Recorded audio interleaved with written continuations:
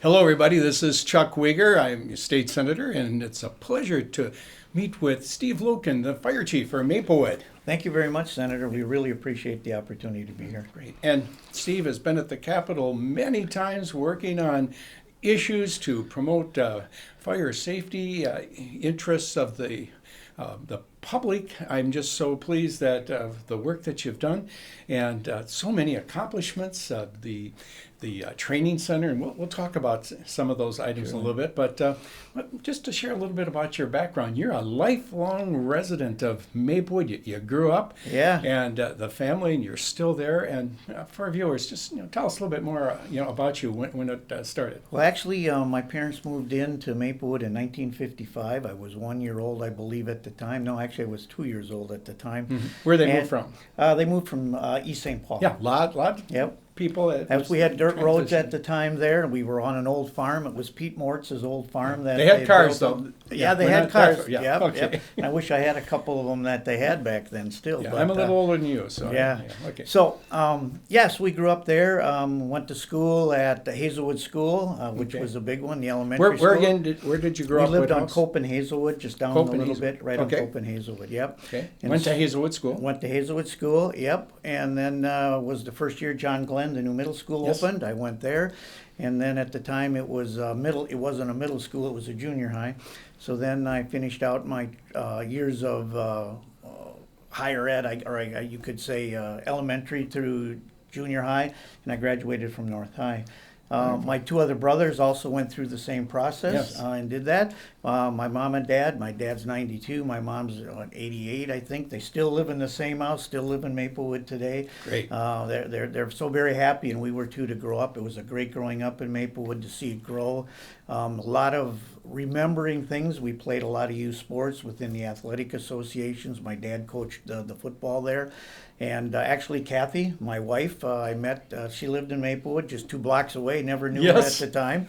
Where'd you meet? Actually, I'm trying to. I used to be the proprietor of Stanky Service Station, which was a service station down in the corner of Highway 61 and County Road B. Yes. I had got that from a Mr. Harvey Stanky, who had it in the family for years. Yes. She came in a couple times and bought gas, and that's how we got to know each other. And How then about from that? there, yeah, it was. And she was. Did 2 you years pump the behind gas me. for her? Or just Oh no, took we pumped the gas in. It was self-serve. We pumped all the gas there. Got at the time. windshield really well. Got the windshield very well. Yeah. Uh-huh. So anyway, so we started dating and ended up with got married. Kath just retired here shortly. She was a North High grad and everything, as you well know. Yes. She was a teacher for special needs. Yes. And she was the one of the.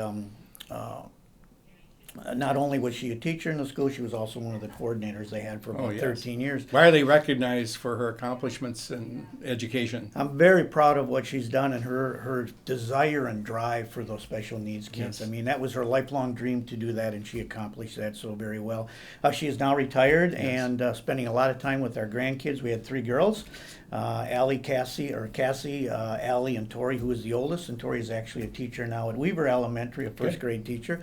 So we're kind of back in the whole mix there in that. And then you have the grandkids. I have the grandkids. I've got 2 grandkids, or actually I have 4 grandkids, Yeah. and 1 more on the way here in another month or so. So it's been great, absolutely. Well, congratulations. Love living in Maplewood. I just don't know what I'll do when I retire at some point, but it's been a great place to grow up and my children as well. And Chief Lukin, the path to becoming a firefighter. You went to, mentioned North High, Hazelwood, Yep. John Glenn, North High. Then, the training and what sparked that interest. It's actually going to be 40 years that I've been in the fire service in October of this year. Yes. I started on the Gladstone Fire Department back in 1977, and there wasn't a lot of formal training then. You didn't have some of the things you have today. You couldn't get a 2-year certificate or a 2-year associate's degree at that point. So we went through the basic training that the departments did, starting in, I believe, about 1985 or so.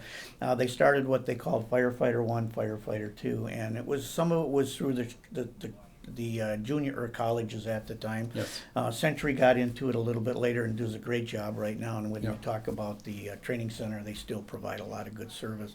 So anyway, so we went through that. But for me, it was a lot of just hands-on learning from those who have been there for a long time. Yeah. And it was a great experience, and it was something I could never get rid of.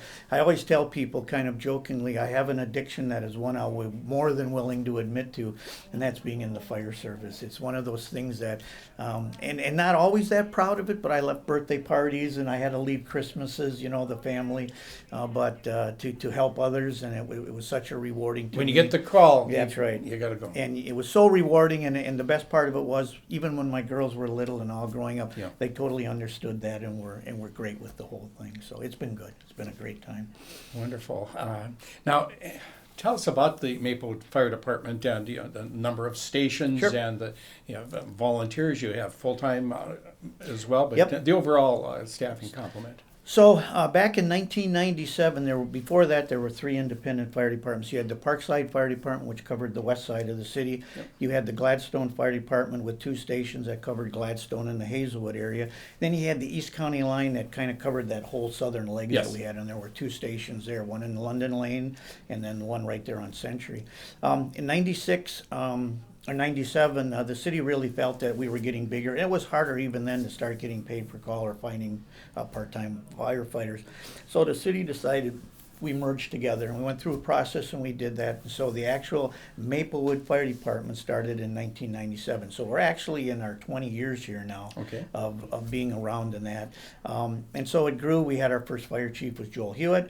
In 1999, I was hired on as a full-time assistant chief, and then I was promoted in 2000 to the chief of the department, where I've been ever since. We've grown so much, and there's been so much change. We went from paid on call, where you had a pager and you responded, to where in 2010 we started moving towards a part-time, full-time department. In 2002, we hired our first 6 full-time firefighters, trained them to be paramedics. In about 2006 or 5, I believe it was, the paramedic program that used to be done by the police department was moved over to the fire department. Yes. And so we've been managing and handling it ever since. And then in 2010 and 11, we no longer operate off the pager. We also reduced the number of fire stations from 5 down to 3 because we were putting people living and staying in the stations. And so along with our full-time, we had our part-time folks, and that's where we are today. And right now, today, we have 3 stations. We just built a brand new one, which I know you were there for Yes. the dedication, and it was fantastic, on McKnight Road there, Yep. right off of Minnehaha, and that's been fantastic. Well done. Yep, and it was a beautiful station right there on the Right. lake, and 3M played a significant role in that with us and as a partner, and it was fantastic. And from there, then we have the Gladstone one, which is still right in the heart Yes. of Gladstone, and then we have our Station 3, which is up on Hazelwood and County Road C up by the mall. Great deal of training goes into Yeah, today it wearing does. that. Yep. Right now, if someone were new to come on and get fully trained, you're looking at probably, before you could really say you could get on the truck and go, you're almost looking at 2 years. The amount of training that it takes to get your firefighter 1, firefighter 2, you need hazmats, and then you need to be on our department either a paramedic or EMT, which is another huge amount of hours, 120 some hours just to be an EMT, and I believe it's another 60 hours beyond that to be a paramedic. Okay, and it's gotten very complex, but that's why you've responded with the training programs, and you came to the legislature with a vision. And actually, I had the honor of, as a messenger, to meet with you and some others I remember over at the Gladstone station, and just talking about that vision you had for a training center for the East Metro. Tell us about that vision, which is now reality. It is, and it was, at the time, I really felt it was important. Nothing was on the east side for us to have live burn training, actually have a facility to do, Yes. and a place where we could all meet and do it. Everyone was kind of doing it at each of their fire stations, and it wasn't working. The city of St. Paul had their burn buildings, which we could use. It got a little more difficult. It would take a lot of the east side departments, that deep into the city. And so I really thought about the fact we needed to have some space opened up. Yes. And it happened to be right there at the corner, as you're well aware, of Highway 5 and Century Avenue. And so we were looking at some other options, and so I just came to you that day and said, what would be the options of getting some bonding money, and what do we need to do, and here's my thought. And Bonding money being, state funds that would state be funds to help available us, to yep, to build provide that. it, which we do for, worthwhile projects that serve, a greater regional type need. And this was a big regional need, and you gave me some really good ideas and thought processes and some homework to do to get my Yeah. ducks in a row. And the first thing, as I was starting to do all that, I realized there was no way I could do this alone. So at that point then, I enlisted Chief Anderson from Oakdale. Oakdale, yes. And Jeff and I then got on this path together. He had the same belief and idea and dream that I did. And so we went on that journey. And I learned a lot. And you played a significant role, so did House Representative Lilly and Senator Kent. And all of them played a significant role and Peter Fisher, I can't forget him, House Yeah, Representative and Fisher. Nora Slough, who Nora, had served, and yep. so, but we're all part of that legislative Exactly. team, so. And so you led us down the path of how we needed to go, and the group did, and Yes. we did that. We went through that, and I'll be very honest, it was an eye-opening experience to be Yes. down here, to meet people, to find out how the system worked, and we missed the first time around. Yeah. You got us into the bonding bill, which Yep. was excellent.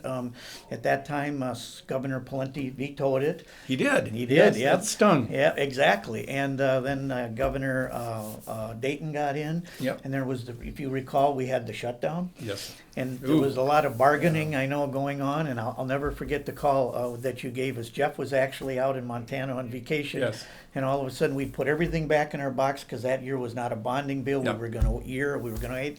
And you gave me the call, and it was like, "Are you kidding me?" And he goes, "No, the governor had added it back into his bill, and you received your dollars." And it was, I called Jeff out there, and I said, "You got to get back. We got to get started." And it was wonderful, and all of you played such a significant role, and we're very proud and happy of you having that out there at the East Metro Public Safety Training It was Center. great too, you had the show and tells, we were bringing legislators goodness, out yes. there.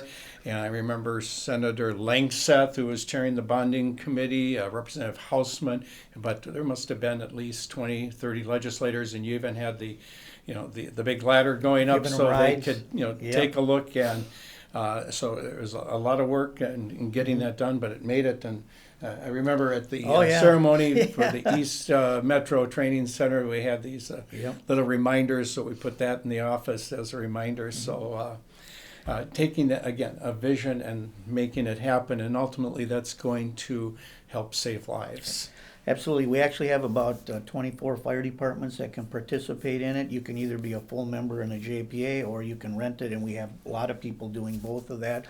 We've also opened it up to the private side of it. We get insurance companies that'll come in and want Yes. to do training, and then what they'll bring in, the state fire marshals use Yes. that facility as well. And so there's been so many great opportunities to do there, and we're growing every year Yes. as we do that. This will only be the second year we've been fully open, and Yes. it's just been great. We can get out there. The departments don't have to leave their area as far as they used to before, and it's a catch-all. Yep. We have live burn training, plus we have the simulation building, which is Yep. propane props that we can make it as realistic as going into a real fire.